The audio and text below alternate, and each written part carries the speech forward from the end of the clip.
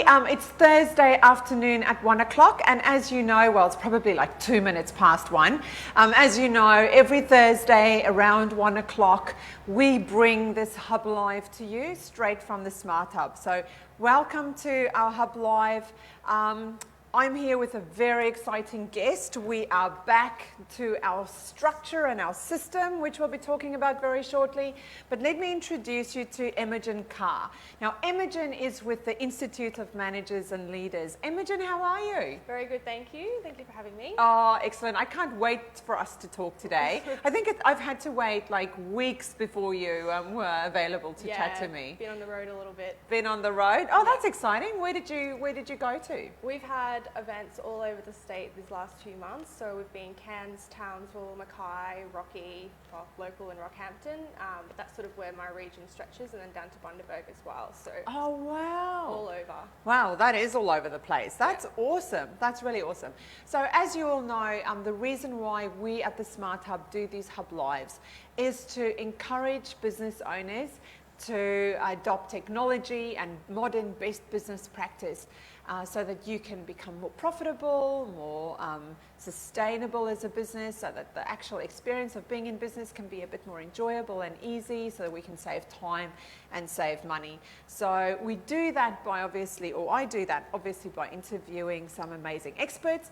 And we've been working through the structure, and you'll be familiar with it. So marketing brings in our customers and our leads, and then from having a lead, you need to do a process called sales to convert that lead so that you can deliver your product or your service. If we do all of this really well, that generates some money and some cash flow in our businesses. So money is the next element: reporting, cash flow, budgeting, etc. We spoke about when we dealt with money.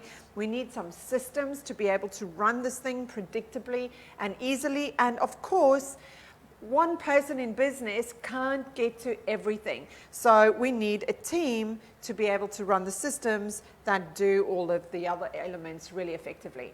Now, we've kind of deviated from this structure in the last couple of weeks or the last few weeks, and we spoke about Startup Weekend and we spoke about a heap of other things, but we're back at that structure. Hey Chris, how are you? Thank you so much for joining us. Are you in Sydney? Is Chris in Sydney? Wow, thanks for joining us from Sydney. No pressure. No pressure. I'm here with the gorgeous Emmagen from the Institute of Managers and Leaders. So Emmagen, we're going to talk about team. Yes. Which is that pretty much what Institute of Managers and Leaders do? Do you focus on leadership and team, or how does it work? We focus on all sorts of areas of management and leadership. We have a competency framework which is made up of 34 core competencies. Wow, is that what you need to have, 34 core competencies to be a manager of people and of yourself? Well, it's broken down into 3 pillars. So that's being managing self, managing and leading others, and then managing and leading the business. So those 34 competencies are sort of broken up into those 3 pillars. Okay, let's just think about that. So when you're in business, you need to be able to do 3 things really well.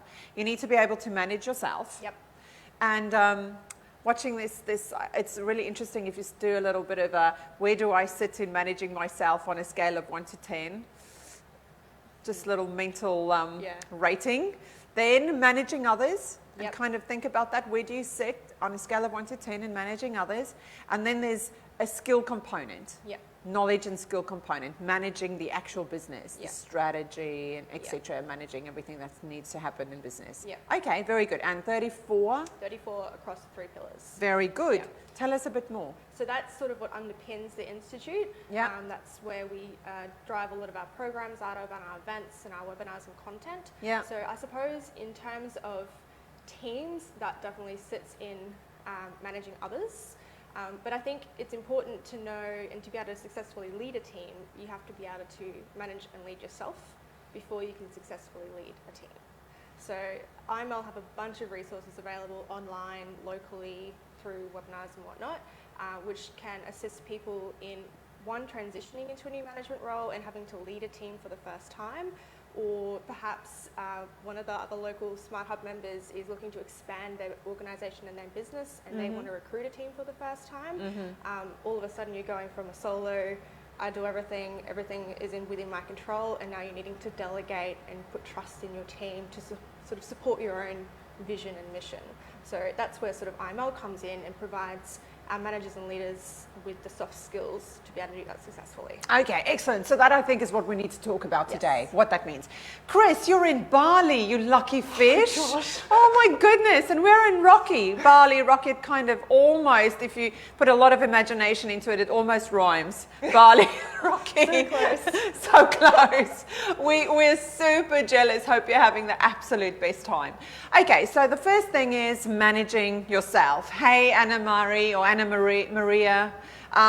It's great that you've joined us. We're talking with Emmagen Carr from the Institute of Managers and Leaders about managing teams. Really, we're at this point here in our structure, the team bit, and what we've identified is you need three core competencies: managing yourself, managing others, and managing the business. So let's start with managing self. What are some of the core issues that people struggle with in managing their own selves? I think personally, people don't put aside time to focus on themselves. Yeah. And also understanding your emotional triggers to things, be that at home or be that at work, and then understanding the impact that has on a team once you do get to work. Does that sort of make sense? Yes. Okay. So let me just, I'm going to just rephrase what you said just to check my understanding. Okay. So number one thing is people don't realize how important who you are and how you react to things and how you feel on a day-to-day basis is as a manager or a leader. Absolutely. Or even the owner of a business. Yep. When you're the owner of a business, you're essentially the manager and the leader. Yep. And they are two different things, but you have to be able to do both. Right. So number one thing is to set some time aside to focus on your own self so that you can get to know yourself and know how you react, what makes you really happy, angry, upset, and when you are in one of those states, how you react. Yep. And then also some time aside to manage your environment so that when you show up to work, you can actually be the best version of yourself and do a really good job. Absolutely. Okay, so you spoke about some tools. Yes. What tools can people use? So we, IML have a range of diagnostic or people diagnostic tools available for members and non-members. One of those is called DISC profiling, which is a behavioural people profiling tool. Yeah. It's supposed to be a lot of fun. I haven't done it myself yet. Yeah. But, it basically shows you where you sit in a sort of quadrant spectrum, and identifies what sort of communication style you might be. So we've got D being dominance, influence, steadiness and consciousness. So if you're a D, you might be more dominant, you're facts driven, you're results driven, but you might come across as someone being quite stern. So if you were an S, you might clash with that sort of personality at work. And it's not until you do these sort of people analytic tools that you start to create a bit of an awareness as to why there might be that conflict or personality clashes within your team. So I'm super excited about what you're saying. DISC is one of my absolute favorite people tools in the whole world. I love DISC. I think it makes a lot of sense. I have a background in psychology, and I was a fan of Myers-Briggs before I was exposed to DISC, so I really love DISC. So essentially, can people hop onto the website and do a DISC profile, or how does it work? Put you in touch with our sort of analytics team, but they can set that up individually, so they touch base with you personally. You can do it individually, or you can do it as a team, and then we do a debrief with you either individually, or we can come internal into your organisation and debrief your team altogether. Okay, so in terms of managing your own self, I think when you're aware of who you are, and DISC helps that. DISC is really just a behavioural profiling tool, and it divides people into 4 different groups. So you're either, as Emmagen said, a driver who's extremely task-oriented, or you might be more conscientious in nature. So you're more like the person who says, no, don't just get it done, also do it right. That's very important. It doesn't help if we're going to build the bridge, but the bridge is going to collapse in 10 minutes. We need to do it right. That's a conscientious type. And then we have more of our stable, steady people. They're the people who go, don't hurt your back while we're building the bridge. And is everyone okay? And we bring the whole group together. And then we have the influencers who are more of the salespeople, right? I think it's important in a team to have a good mix, a good blend of all 4 profiles. Yes. So if you've got a very, I guess, facts or systematic sort of driven team, and then you've got one person that might be an influencer, you probably find that they might clash a little bit. Yeah. But also the way that they sort of process information will be completely different. So if you have a bit of a blend of all four profiles, you probably find you have a more effective team. Absolutely. So this is important because when you have that self-awareness and now you go to manage your team or recruit a team, knowing what profile you need in a specific role is going to help you recruit the right person. Absolutely. And when you get the right person, everything is easy. Yes. Court and I had this conversation the other day, management and leadership 101, get the right people on your team. Absolutely. Very, very difficult to manage and lead people if you get that wrong. Yeah, but knowing that they've got the right skills and the right knowledge, but knowing what they want as well. So you can train people to have the knowledge and you can train people to have the skills, but you can't train someone to want something. Yeah. So knowing that will also, So what do you mean when you say knowing what they want? So this is about managing others, right? We've moved into the managing others. How do we know what other people want? What's the best way to do that? Hey, Gideon. I think that is just going to come down to getting to know your people better. Yeah. For me personally, I work in a remote area in Smart Hub. My team is spread across Queensland and Northern Territory. Wow. But my leader and manager has done a really good job of getting to know us as individuals and learning what we want. And then we're able to sort of get onto the same path and work together collaboratively as a team. I love that. I think it's it reminds me, what you're saying reminds me of what I think is a John Maxwell quote. It goes something like, people don't want to know what you know before they know that you care. Yep. Something to that effect. So number one thing is care about the people you lead and really get to know them. That way you'll know what they want and need. And then once they feel cared for, then they'll actually be happy to work with you and let you manage and lead them. Absolutely. Yeah. And I think that also comes down to knowing what motivates your team. So what might motivate one person might be different to what motivates another. So just really getting to know your people and know what it is that they want and what motivates them. Yes, and also what demotivates them. Yeah, true. Yes. And then the same with yourself. Know what motivates and demotivates your own self. Absolutely. Cool. So what else do people struggle with? What problems do they face in recruiting and managing teams? I think, and you could probably look at that from a sort of new manager role, and you could talk about an emerging leader or emerging manager, and that can be someone who's stepping into a management role for the first time, or again, you're recruiting for the first time and developing a team. You're all of a sudden landed with all of these extra responsibilities on top of your day-to-day job, and it becomes extremely overwhelming, and people often fail. Yeah. So it's, I guess IML has a bunch of resources available that help people understand, and that there's other people around there as well dealing with the same thing, but help people sort of find tips and tricks on how to better manage others in their team.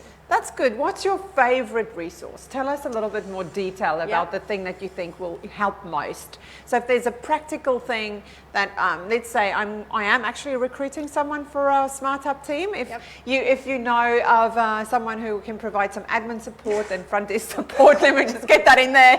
Go to our Smart Hub page. We might just post the link to the job that we have available here right now. So I am recruiting. So give me some practical advice around how to recruit, and then once we've recruited that person, what do we do to make that person feel happy and welcome in our team, and how can I, as a manager, what can we do to manage people well? I guess, going back to the favourite resource and how they can help you in that sort of situation is our Leadership Direct portal. It's all online, and there is just so many resources in terms of blogs. Is that free?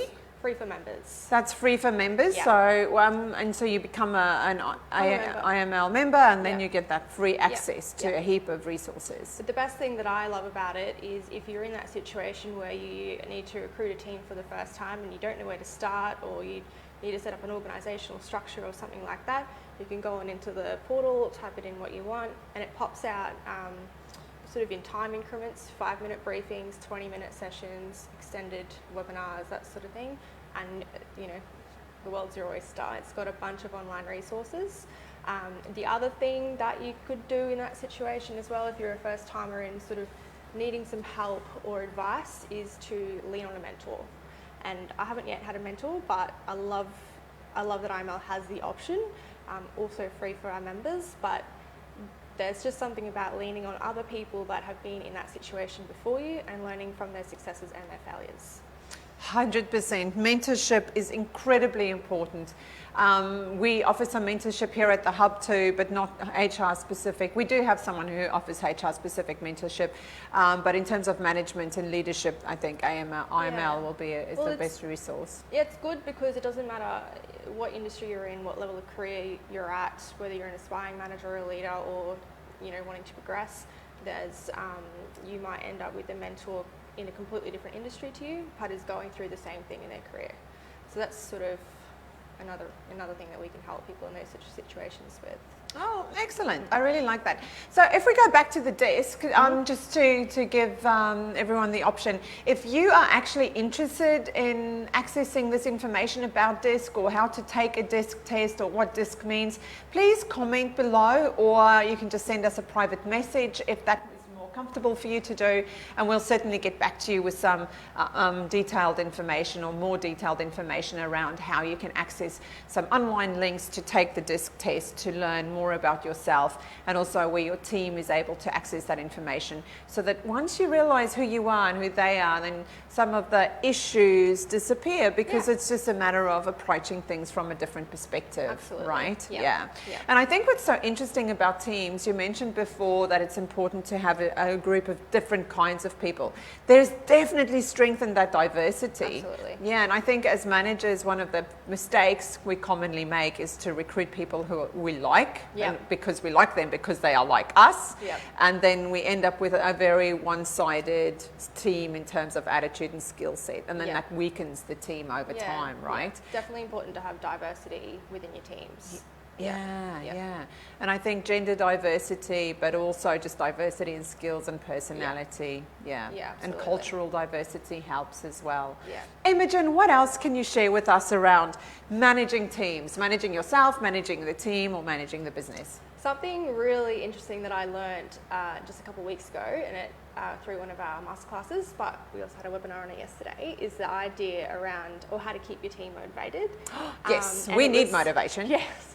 And it can be really tricky, particularly when, in my situation, we're not actually in the same area. So how do you keep a team motivated in that sense as well? But it was this idea around creating a team agreement and a team mission statement, and doing it as a team. Oh, a team agreement and team mission statement. I love that. How do you do that? So I guess you've got your overall organisational mission statement, and then as a team, you come up with your own that links in with your overarching mission statement. But the fact that you're working on it together as a team, you're sort of pulled all into the sort of rowing in the right direction, in the same direction, rather than having sort of silos within your team. So once you've sort of come up with that mission statement together, you're all on the same page. You've sort of met everybody's expectations, and then you can move forward together in terms of where the organisation wants to go as a whole. So what's the process that we would follow to do that? Because that sounds really interesting. That is a really great question. I am definitely not an expert in that sort of sense, but definitely one of the resources that would be available in our Leadership Direct in being able to develop that team mission statement and agreement. I know I've been in workshops where we've essentially had to write down words that we relate to, that makes us feel motivated, and then everyone does the same, and then with big butcher's paper, and there might be a team of 20 people and we're little teams of 2, and then you swap the butcher's paper around, you keep writing on other people's paper, and in the end we put everyone's words together in one big mission statement. It takes about a day. It could take half a day depending on how large your team is, but I agree it's one of the best ways to get buy-in and to get everyone motivated. But more importantly, I think good teams work together well when everyone knows what it is that you're trying to achieve. Exactly. And they get a sense of purpose that way as well. That's right, and I think the larger the organisation, the easier it is for that message to all fizzle out and get lost. Yeah. And I think that's obviously one of the most important things that you need to know as a manager, is that your team knows what it is that you're actually trying to achieve. Yeah, absolutely. Yeah. So how often do you suggest people should be meeting with their teams? So what's the ideal team meeting frequency? I think that can be case by case as well. So for us, in our remote team, we meet weekly, but we do so via Zoom. Yeah. And it's honestly, it might be a bit of an update on where we're at, what we're working on, what the organisation has coming up. But it's also just a chance for us who work remotely to get together and see each other's faces. Yeah, that's and nice. And just have a chat, which is something that in that sort of, when you're working remotely or working by yourself, you might not get access to. But in terms of more formal structure, in terms of performance reviews, I do know that some organisations are shifting from that one, you do your performance review once a year, it goes for an hour, you put it in the diary, to more informal and frequent catch-ups. So that's something that we do internally in IML. It's more of an informal catch-up throughout the year, so that when you do get to that 1 year performance review sort of stage, if there are issues that need to be brought up with the team, it's not a surprise as well, which definitely helps in that sense. Yes, absolutely. Okay, so meetings are good if they are run productively. I think so. There's no point having a meeting with the team if there's no purpose to it. Yes. So knowing the purpose of the meeting, and then scheduling accordingly, I suppose. Excellent. And those meetings can be with the big team or with people one-on-one, depending on what works best. Yeah. And you recommend that we do that reasonably frequently, depending on the individual situation. Yeah, I think so. Yeah. For us, it's just connecting with each other, but I also like being able to have those informal and frequent catch-ups with my manager, because it also builds trust as well throughout the year. And definitely helps if you are a manager and a leader and you've got something difficult that you need to talk to your team member about. You don't have to wait 12 months to bring it up in a performance review. Very, very important. Now, you've touched on a subject that I know is quite challenging, and that's having those difficult conversations. So what if you're the manager or the leader or the owner of a business and you are managing someone and you just have to have a very, very difficult conversation? Do you have any tips or tricks around how to address those issues? I think personally, knowing where your DISC profile is and where that person might sit in terms of DISC profile will help you sort of think about how you might have that conversation. But also it's really tricky. I hate having difficult conversations with people, so I tend to do it in a roundabout way. So understanding that person's, management, leadership, communication style. If they're someone who just wants the facts and wants to know what they've done, what they can do better, then go into that conversation with that sort of attitude. If they want to know a bit more information or other ways they might be able to improve, then you could say, this is what this is the issue, this is what we can do to work on it together, X, Y, and Z. But also, if you come back to your team agreement and your team mission, you've sort of set the standard and you've set the expectation. So you can sort of say, well, hey, remember that time we made that team agreement? You're sort of acting outside of that agreement, what's going on. You can sort of approach it in that sense. I like that. So another reason to make that team agreement or to set up that mission statement. That's really awesome. I think what good managers also do, just to add to what you've said, is really valuable. To add to what you've said, I think what good managers are able to do is they're able to separate the person from the behavior. And they're able to take people's strengths and scaffold weaknesses onto strengths. So I know that sounds very conceptual, so let me give you a bit more concrete information around that. So if someone is really good at something, and let me think of a quick example. Let's say they're really good at getting tasks done. Let's say they're very, very good at getting tasks done, but they are not good at making phone calls, for example, then you could have the conversation, you know what, Emmagen, I asked you to make that phone call, and I know that you haven't got to that yet, but I know how good you are at getting those tasks done. So if you can just add that to the task list, I know it'll be easy for you to get it done. Absolutely. And so I'm scaffolding her what's not so easy for her to do onto what she's good at, and then that makes it changes the perspective and changes the momentum and to be able to make it happen. You sort of then speak their language, so to speak, which just makes it so much easier. Exactly right. And that's another thing in managing other people, is being able to see it from their perspective and not always just from your perspective, while keeping an eye on the goal and the big picture. It's awesome. Okay, so is there any final thoughts that you'd like to share around managing teams, recruiting people, leadership of yourself or of others? One last cool tip that I've picked up through IML in the last few months is the way, sort of understanding the way people react to certain events. Yeah. And so if you're faced with an event and somebody feels threatened, most people will either go really silent or they'll go really what they call violent. And it's just the whole thing being, I go silent when I'm faced with a threat. I sort of go insular and I don't want to talk to anybody, and I shut everybody out and I just do my little list. Whereas on the other side, you might end up with someone who's extremely vocal and get really mad and all that. But I think it's really important as a leader of a team to, so to speak, poke the bear. And it's one really cool tip that I've picked up on in the last few months, and since I've learnt that, I've become more aware of the way I react to threats.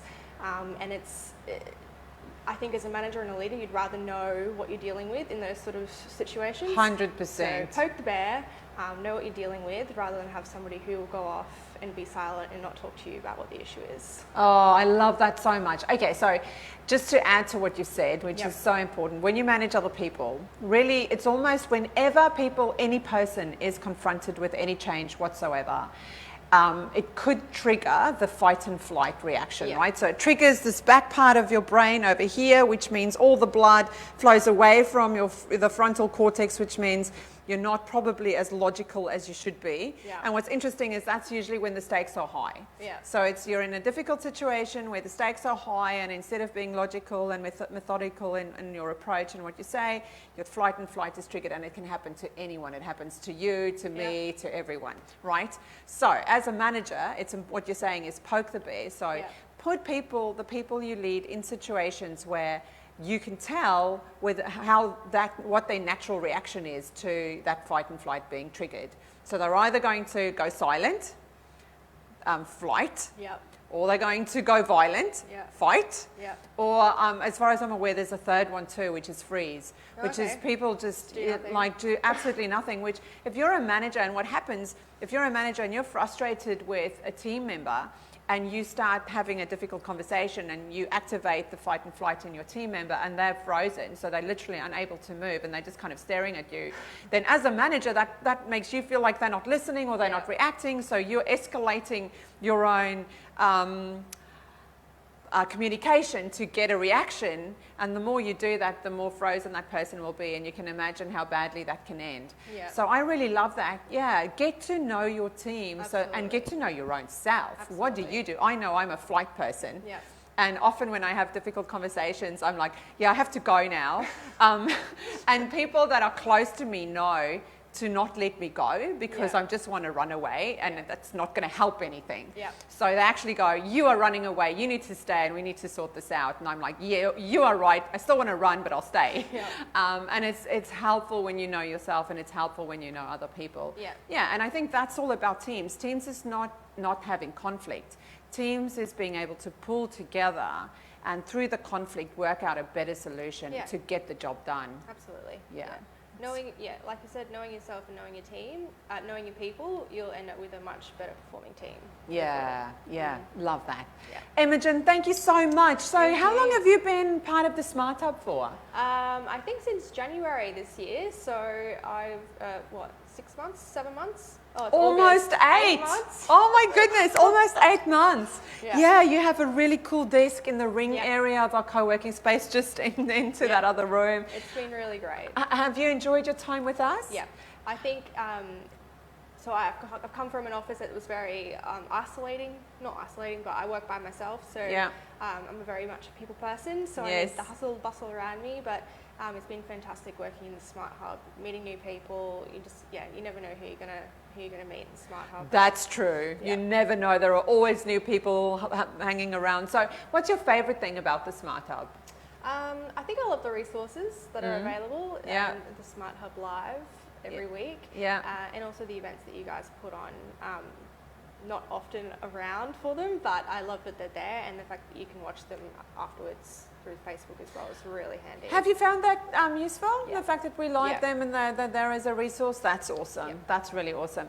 Do you know what? We absolutely love having you as part of our community, and we love having the Institute of Managers and Leaders here at the Smart Hub. This is very much a community where you can find everything that you need to make your business thrive, including access to Institute of Managers and Leaders through Emmagen.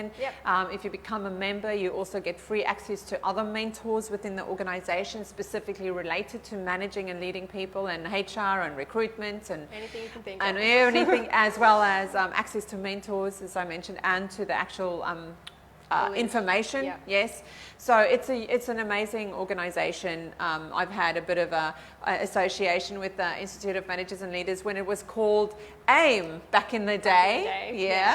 It's definitely it hasn't been AIM for a few years now. It's Institute of Managers and Leaders. So we really thank you for being part of our community, and love having you here. And thank you so much for sharing on our Hub Live today. You were amazing. Thank you. Thank you very much. Thank you, everybody. We will see you next, almost said Monday, next Thursday at 1 o'clock. At the Smart Hub. In the meantime, if you have any questions about how to link into our community, how to get in touch with Emmagen, if you have any questions about our topic or anything else that you'd like to chat about regarding your business, please feel free to reach out. Just send us a private message. We'll be more than happy to link in with you, invite you into our space, or to connect you with someone who can answer your question if we can't answer your questions for you. Also, if there are any topics that you'd like to suggest for our Hub Lives, please feel free to reach out. And then one more last thing. Next Tuesday, we have a lunch and learn here at the Hub about one-touch payroll. Investment Collective David French, who's been one of my guests on the couch before, he's going to talk about how you can ensure that you're doing the right thing by the government with this new government rule. So please feel free to come in and register for our lunch and learn. I think Court will post the link in the comments. But if you can't make it in, just to watch online, we always Facebook Live our lunch and learn events as well. There's a $10 registration if you come into the Hub. If you're not a member, that's just to cover your catering, because we do serve a lunch. But if you're a member, you get your lunch free of charge. But please remember to register anyway, because we need to order your lunch. So we do need to know that you're coming. We look forward to seeing you either on Tuesday or next Thursday again at our next Hub Live. See you then. See you.